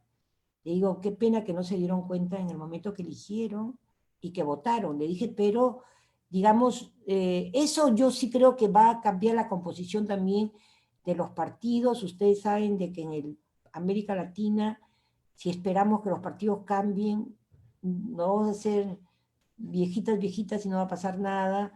Digamos, la ley de cupos en Argentina introdujo las cuotas obligatorias. En el caso nuestro, también fue por cuota obligatoria. Entonces, no hay gran disposición en los partidos políticos. Entonces, yo creo que tiene que venir por parte nuestra de una legislación apropiada hasta que ellos cambien, ¿no es cierto? En el Perú están obligados a cambiar, y yo creo que también hay que lograr que en otros países se imponga porque son paridad en las listas. Mire, imagínense ni que pidiéramos cupo. Yo siempre digo, ¿ustedes creen que estamos pidiendo la mitad de los cupos del Congreso? Solamente ir en las listas. Y les parece que estamos exagerando. Entonces yo creo que eso es un camino, ¿no? Todos los caminos, compañeras, son importantes. Los que luchan por el agua, las que luchan por los derechos indígenas. Estos son los derechos políticos de las mujeres. Nosotros lo vemos como derechos también. Todo suma. Yo creo que lo que hay que aprender es de que todo lo que hacemos las feministas, todo suma, ¿no es cierto? Hoy, digamos, las que avanzamos sobre los derechos políticos, tenemos estas pequeñas victorias, igual mañana la tendrán las que trabajan por los derechos sexuales y reproductivos.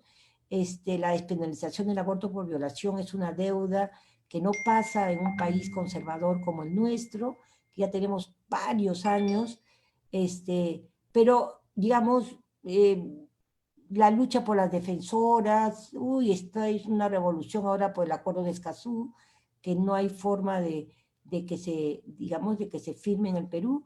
Todas las luchas suman, eso es lo que creo que es importante, y lo que nosotros hemos aprendido es decirle a los sindicatos, ¿no?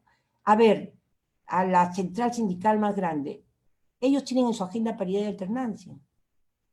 Y nosotros también, cuando ellos salen el 1 de mayo, nosotros salimos con ellos, porque tenemos que apoyarlos, ¿no? Entonces, igual en otras agendas que ellos colocan paridad alternancia o colocan la despenalización del aborto por violación, y cuando ellos tienen que salir por el tema, el agua, los recursos hídricos, la corrupción, nosotros los salimos también a acompañar. Yo creo de que lo que hemos también aprendido en estos años es de que tenemos que apoyar entre todos los movimientos.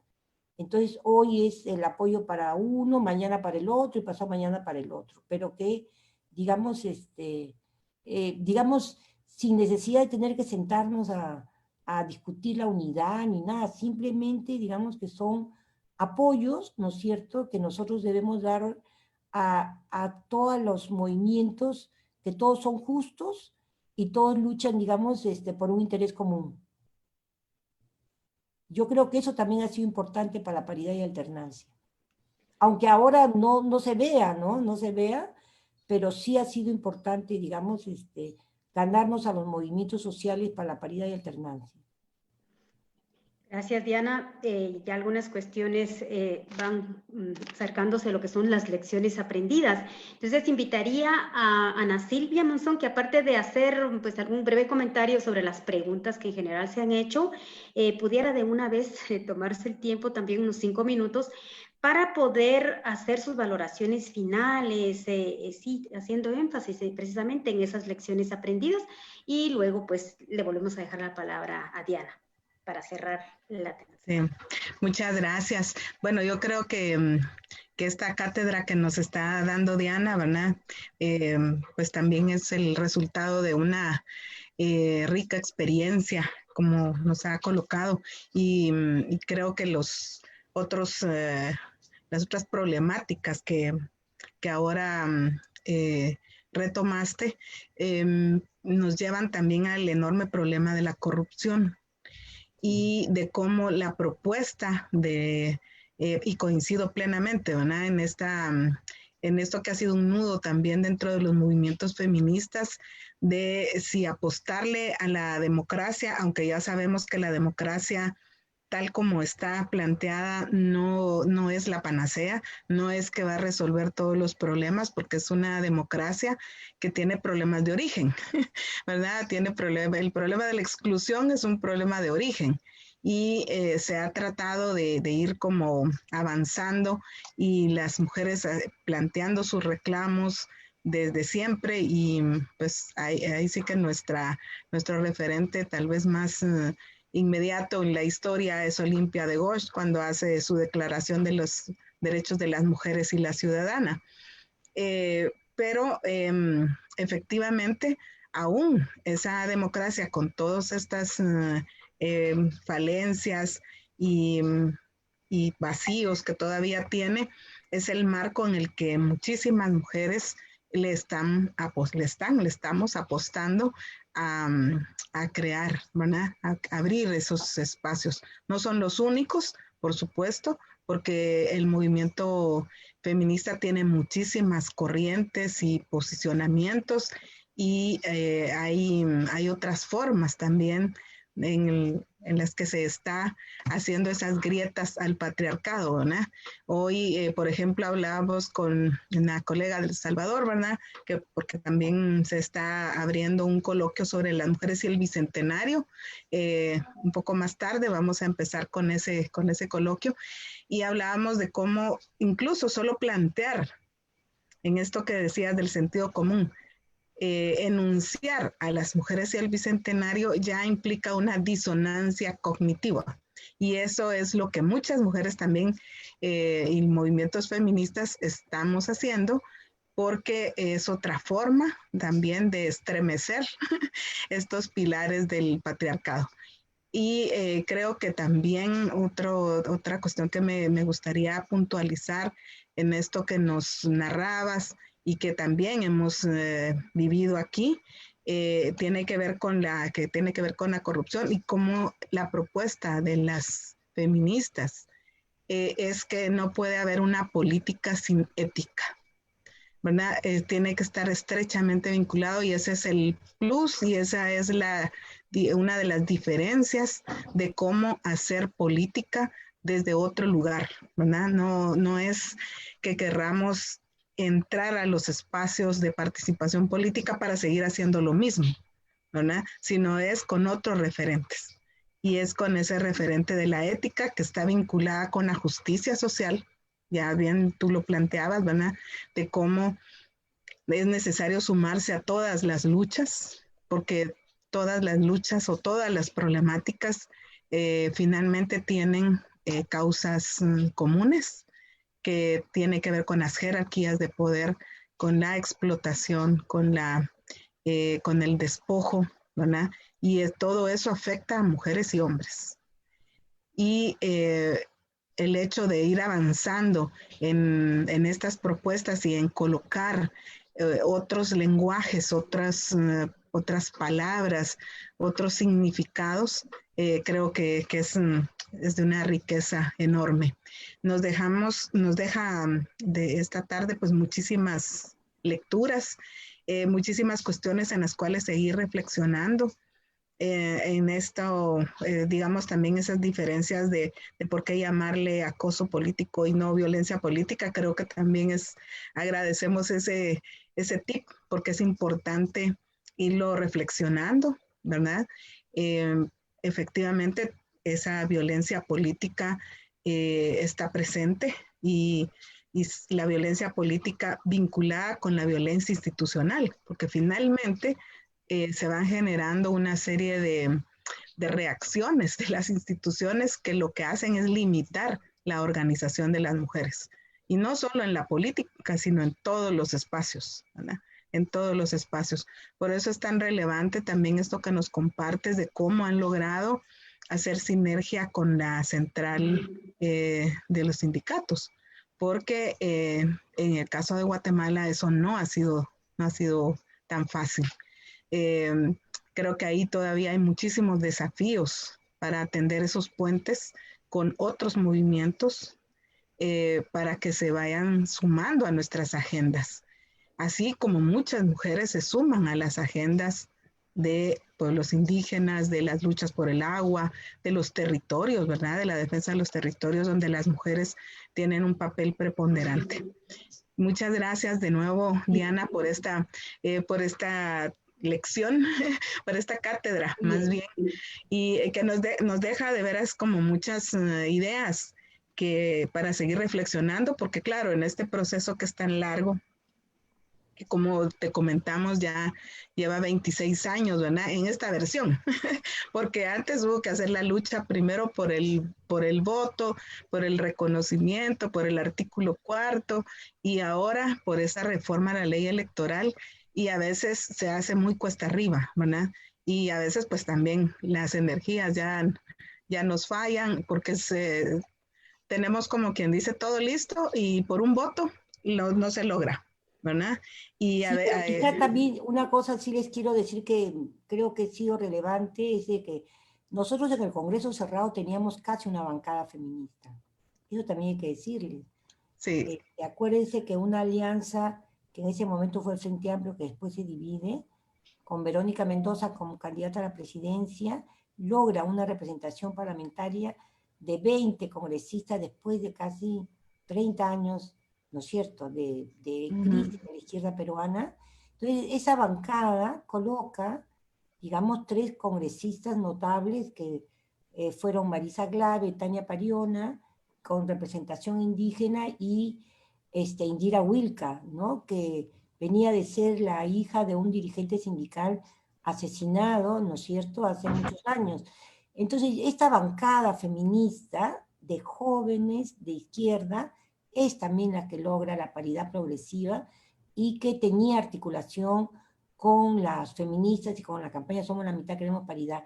También decirle que en esa no solamente están las compañeras feministas de la nueva generación, del Ni Una Menos, en fin, hay de todo ahí, ¿no? Desde militantes de izquierda hasta anarquistas, pero sí también decirles de que sí fue muy importante tener una bancada feminista. Hoy tenemos una representación feminista también en el Congreso importante, más pequeña que la anterior, y eso sin duda es otra cosa, ¿no es cierto? Nosotros pasamos de tener nunca tuvimos mujeres feministas en el Congreso. Teníamos aliados hombres que nos ayudaron durante muchos años, y entonces ellos llevaban nuestras propuestas. Digamos, hasta que apareció una feminista, después apareció otra, pero ya 3 era bastante, ¿no es cierto? Y ahora tenemos un par, también es importante. Entonces, también también eso es lo que marca la diferencia, o sea, de que digamos, no es de que es a través de ellas, digamos, tienen la convicción, la lucha y la fuerza para presentar, digamos, las cosas que estamos haciendo, y sin duda tiene que ver con ese momento que ha vivido la izquierda en el Perú. No sé si lo vamos a seguir viviendo para las próximas elecciones, porque no todas las articulaciones, coordinaciones y la unidad se ha mantenido, pero creo que también respondió en un momento, digamos, a que la izquierda volvió a ser importante en el país, ¿no es cierto? No sé si vamos a continuar eso en las próximas elecciones, pero Sí, digamos, y son esas, también esto hay que claro. tomarlo en cuenta, porque no es solamente el feminismo, la campaña. Bueno, fue un momento también de alineación de los planetas. ¿Ah? De alineación de los planetas.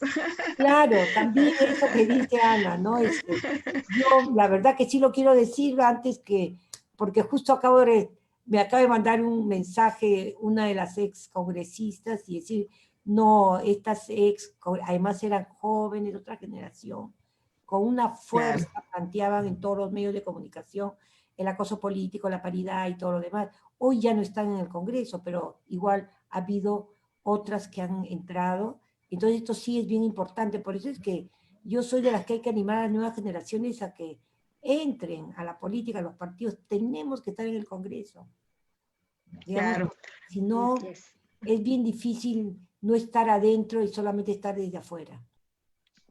Eso es otra de las, sí, yo quiero de que las todas lecciones. Que están acá, a María del Rosario, a Ana Silvia, Linde, Carmen, con Jocelyn, todas deberían también algún día pensar que tienen que estar en el Congreso, aunque sea 5 años, digamos, para apoyar esta larga lucha. Bueno, son de los retos personales, organizacionales y del país, ¿verdad?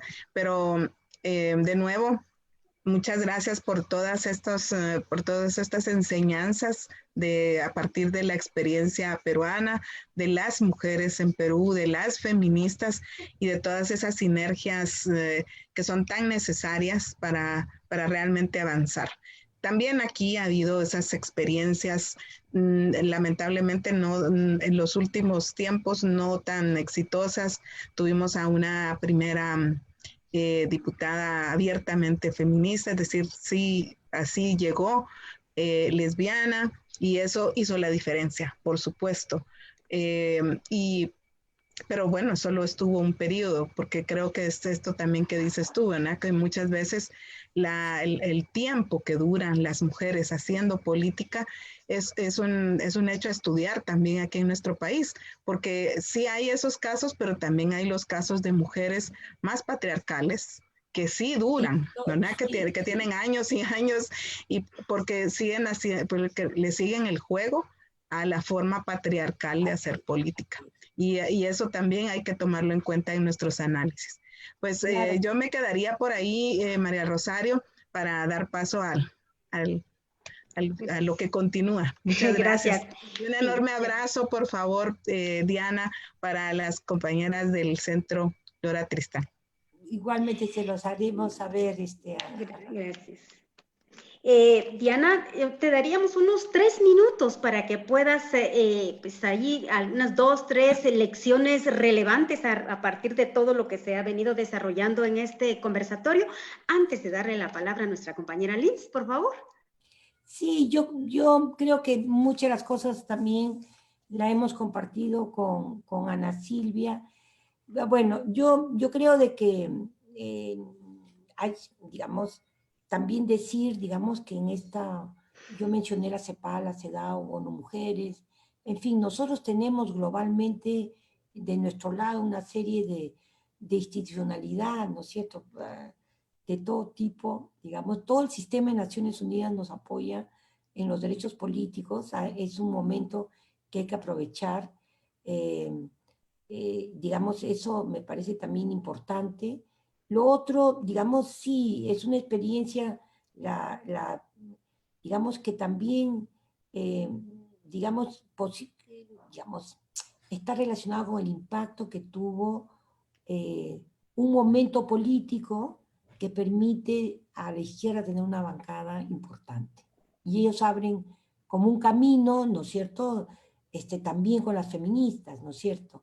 Y lo otro yo creo que también es una expresión del feminismo, digamos, recuerden a Ana Silvia, debe saberlo más, y Carmen, digamos, hay una generación de feministas que se van de los partidos políticos y con muchas críticas, ¿no es cierto? Entonces surge una tendencia a decir de que uno hace política de donde quiera, ¿no es cierto?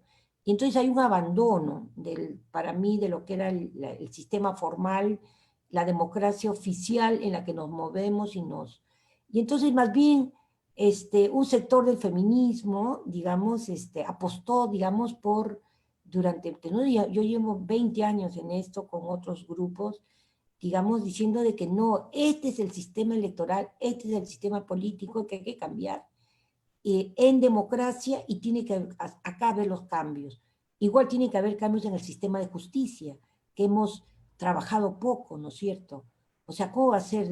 No hay paridad en la elección de las juezas y los jueces, ¿no es cierto? Todo el sistema de justicia es un caos en todas las regiones. Eso también nosotros tenemos que entrar a ver cómo cambiamos y transformamos el sistema de justicia. En Perú se está avanzando, pero lentamente en el sistema. Y también dijimos, hay que modificar el sistema electoral, así como estuvimos muchos años, digamos, llevando propuestas al Estado, peleándonos para que el Ministerio de la Mujer no lo sacaran, siempre lo querían disolver, siempre lo querían sacar, la Defensoría del Pueblo tiene una especialidad de mujer. O sea, nosotros trabajamos mucho porque el Estado peruano tuviera espacios desde el Estado que atendieran políticas, servicios para mujeres. Eso ha sido todo, ahí se nos ha ido muchos años, pero luego también hemos volteado la cara para mirar que teníamos también el sistema político y electoral y el sistema judicial también.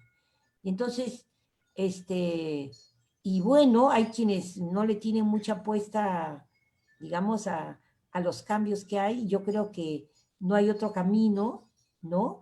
Pero igual, con mucho respeto, quienes hacen política desde las organizaciones de sociedad civil y los movimientos. Digamos, también eso hay que aprender a respetar, ¿no es cierto? Y yo creo que lo que hay que aprender en los próximos años es que las diversas expresiones del feminismo pueden convivir, las diversas generaciones, y que yo siempre digo, todo suma, ¿no es cierto?, para que haya cambios que favorezcan a las mujeres y en las próximas generaciones. Con eso yo cierro, ¿no? O sea, no hay ni una lucha más importante que la otra, todas son importantes.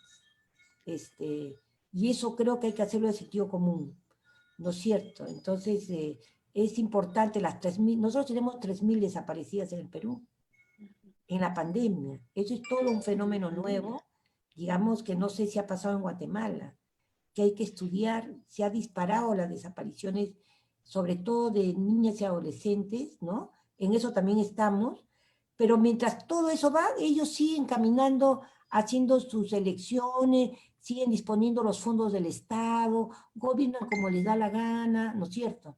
Entonces, ahí también tenemos que estar,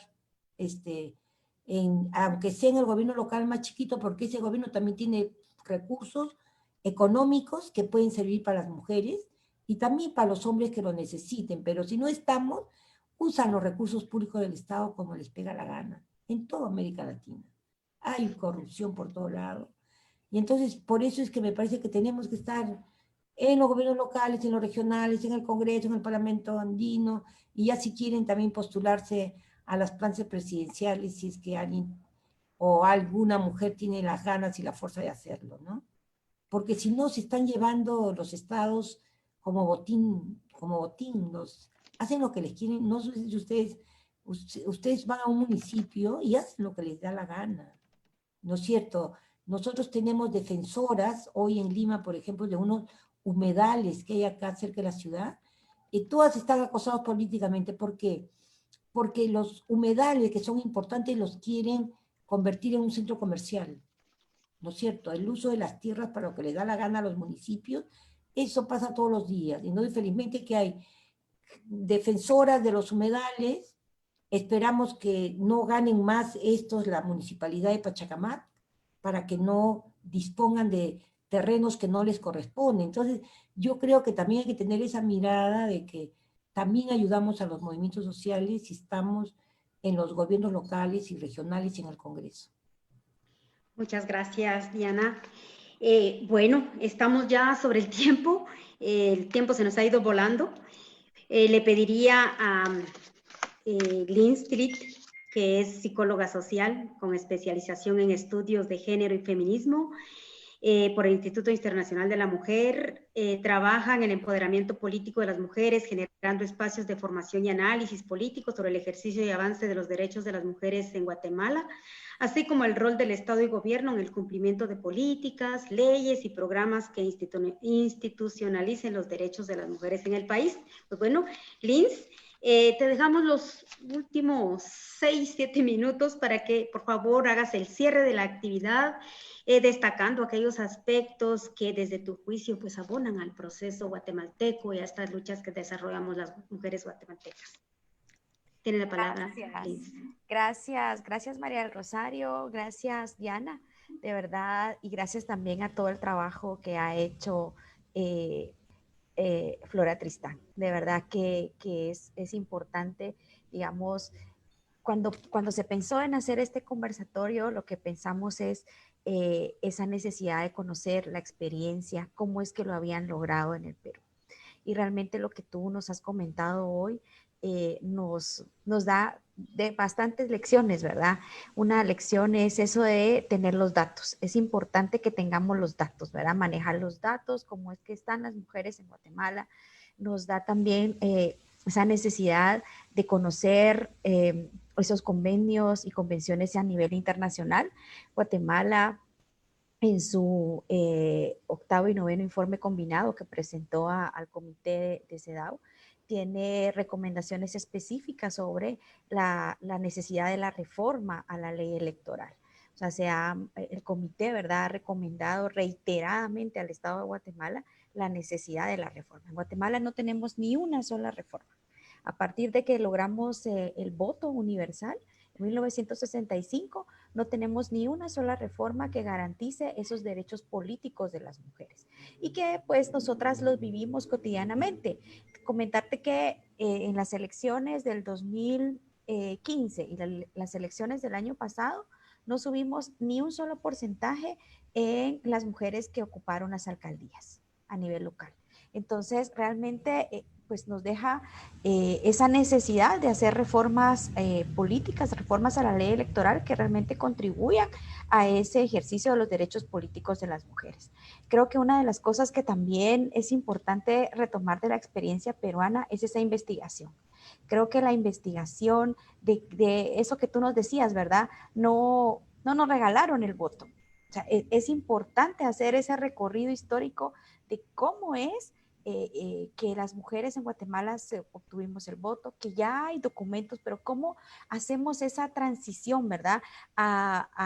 ¿Cómo lo mediamos? Porque una de las cosas que también me pareció fundamental es eso de que estaba posicionado en el sentido común de las personas, de la ciudadanía, ¿verdad? Que sí, o sea, la paridad, ¿por qué? Porque somos la mitad. Entonces, creo que ese sentido común de posicionarlo en la ciudadanía, creo que es un reto para nosotras. Es un reto también todo el trabajo en el Congreso de la República, con el Tribunal Supremo Electoral. Hoy hay 31 diputadas, de esas 31 diputadas, hay 10 diputadas que son reelectas y la mayoría son diputadas nuevas. Creo que a nosotras una lección que nos deja todo el trabajo peruano es tener esa cercanía, ¿verdad? Ya tú muy bien lo mencionabas, acercarnos, ¿verdad? Con esta. En Guatemala tenemos un foro de diputadas al Congreso de la República y creemos que puede ser también un espacio donde ir posicionando la necesidad de la reforma a la ley electoral. Considero que es importante eso que nos decías de esa oleada de feministas jóvenes, de mujeres de esa juventud, ¿verdad? Que está ahí posicionando los temas, el uso de las redes sociales. De verdad que escucharte nos anima muchísimo. Yo voy a aprovechar estos 2 minutos que me quedan y un poquito para que nos mantengamos en contacto, ¿verdad? Para que podamos seguir conversando, seguir conociendo más a profundidad, contándoles también a ustedes cómo es que vamos, ¿verdad? Porque en Guatemala van a haber reformas, deben de haber reformas porque hay vacíos en este sistema electoral, hay vacíos que se identificaron. Nosotras como organizaciones hemos estado presentes en diferentes espacios de discusión, hemos posicionado el tema de reformas, tenemos 2 dictámenes favorables de la Corte de Constitucionalidad, que es el máximo órgano que nos dice sí, ahí ustedes no es inconstitucional la medida.